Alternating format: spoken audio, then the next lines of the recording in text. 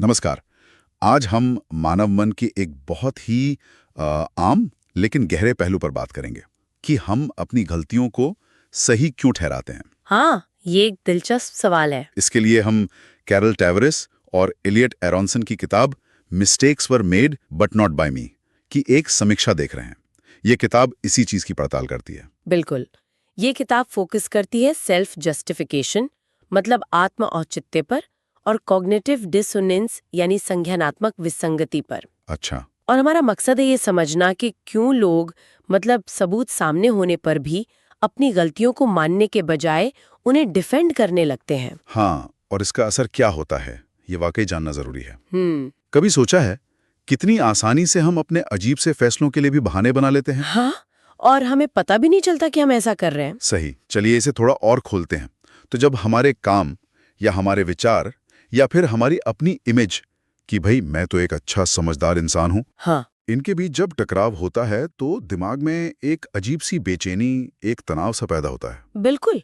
इसी को मनोवैज्ञानिक कहते हैं संज्ञानात्मक विसंगति या कॉग्निटिव डिसोनेंस। अच्छा। और देखिए, ये बेचैनी हमें पसंद नहीं आती, बिल्कुल नहीं।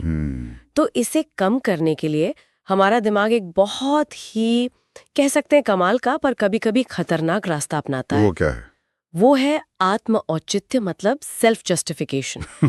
और दिलचस्प बात ये है कि ये कोई जानबूझकर किया गया धोखा नहीं होता। अच्छा, मतलब अनजाने में होता है। हाँ, ज्यादातर अनजाने में हमारा दिमाग खुद ब खुद हकीकत को थोड़ा सा मरोड़ देता है, थोड़ा बदल देता है, ताकि हम खुद को सही महसूस कर सकें, अपनी नजरों में अपनी इज्जत बनी रहे। ओहो, तो मतलब गलती सुधारने के बजाय हम उसे सही साबित करने में लग जाते हैं। एग्जैक्टली, बिल्कुल यही होता है। इसी से जुड़ा हुआ शायद वो ब्लाइंड स्पॉट्स वाला कॉन्सेप्ट है ना? बिल्कुल। सबसे चालाक तरकीबों में से एक ये है कि ये हमें ये आरामदायक भ्रम देता है कि हम में व्यक्तिगत रूप से कोई ब्लाइंड स्पॉट नहीं है। वाह, मतलब दिमाग हमें यकीन दिला देता है कि सब ठीक है, मुझ में कोई कमी नहीं। हाँ, और ये सोचना ही कितना अजीब है कि हम अपनी ही गलतियों से कितने अनजान रह सकते हैं। बिल्कुल।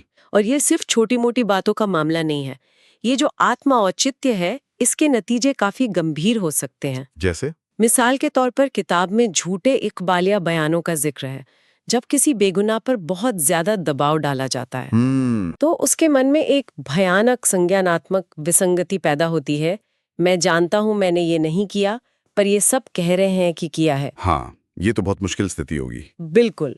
तो इस तनाव को कम करने के लिए दिमाग कभी-कभी एक झूठी कहानी गढ़ लेता है, जैसे शायद मैं भूल गया हूं या शायद मैं नहीं किया हो। अरे बाप रे, मतलब वो उस असहनीय मानसिक स्थिति से निकलने के लिए होता है। हाँ, ताकि वो विसंगति कम हो सके।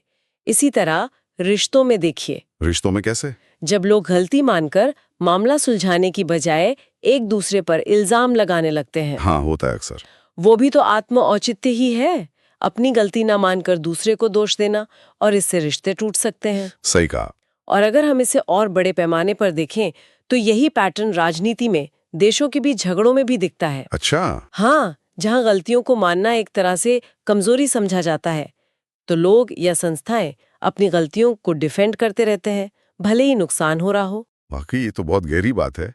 और किताब मुश्किल मनोवैज्ञानिक बातों को कैसे समझाती है? हाँ, यही किताब की खूबी है। भाषा काफी सरल रखी गई है, थोड़ा ह्यूमर भी है। अच्छा। और असल जिंदगी की बहुत सी कहानियां और केस स्टडीज हैं। इनसे ये कॉन्सेप्ट समझना आसान हो जाता है। हाँ, कहानियों से बात जल्दी समझ आती है। बिल्कुल।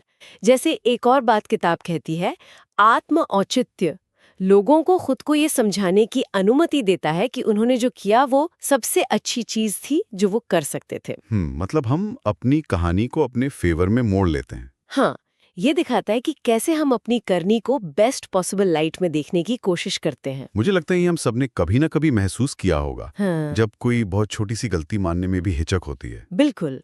और ये आज की दुनिया के लिए बहुत प्रासंगिक है। कैसे? देखिए, आज दुनिया कितनी बटी हुई है। लोग अलग अलग खेमों में हैं, अपनी अपनी बातों पर अड़े हैं। हाँ, ये तो है। तो ये किताब एक तरह से समझाती है कि क्यों लोग तथ्यों के सामने होने पर भी अपनी राय बदलने को तैयार नहीं होते। वो अपनी राय को जस्टिफाई करते रहते हैं। तो ये हमें आज के माहौल को समझने में मदद कर सकती है। हाँ, काफी हद तक।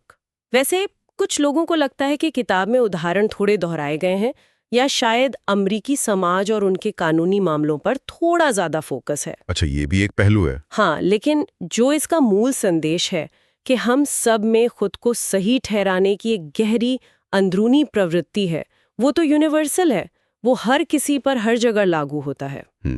तो इस सब का निचोड़ क्या निकलता है? मतलब क्या समझे हम इससे? निचोड़ ये है कि संज्ञानात्मक विसंगति और उसे कम करने के लिए आत्म औचित्य का सहारा लेना ये मानव स्वभाव का हिस्सा है। मतलब ये कोई नैतिक कमी या बुराई नहीं है? नहीं, ये सीधे तौर पर कोई नैतिक कमी नहीं है। ये हमारे दिमाग के काम करने का एक तरीका है जिससे हम अपनी मानसिक शांति और अपना आत्मसम्मान बनाए रखने की कोशिश करते हैं, भले ही अनजाने में ही सही। ठीक है। और इस प्रवृत्ति के बारे में जानना, इसे पहचानना, यही पहला कदम है। किस ओर पहला कदम? खुद को बेहतर समझने की ओर। अगर हम ये पहचान सकें कि कब हम सिर्फ खुद को सही ठहरा रहे हैं अपनी गलती छुपाने के लिए, हाँ, तो शायद हम अपनी गलतियों से बेहतर सीख पाएंगे, अपने रिश्ते सुधार पाएंगे और समाज में जो टकराव होते उन्हें भी शायद थोड़ी ज्यादा समझदारी से देख पाएंगे। ये हमें थोड़ी और विनम्रता सिखा सकता है शायद। बिल्कुल सही कहा। तो आज की बातचीत को यहीं रोकते हैं। ठीक है, पर जाते जाते श्रोताओं के लिए एक सवाल छोड़ जाते हैं। जरूर। ऐसा कौन सा विश्वास या कोई राय है जिसे आप बहुत मजबूती से पकड़ कर बैठे हैं? जरा रुकिए और सोचिए, क्या ये मुमकिन है कि आत्म औचित्य उसे चुपके से और मजबूत बना रहा हो, भले ही कुछ तथ्य या इशारे शायद किसी और तरफ जा रहे हों? ये सोचने वाली बात है। बिल्कुल, इस पर विचार कीजिएगा।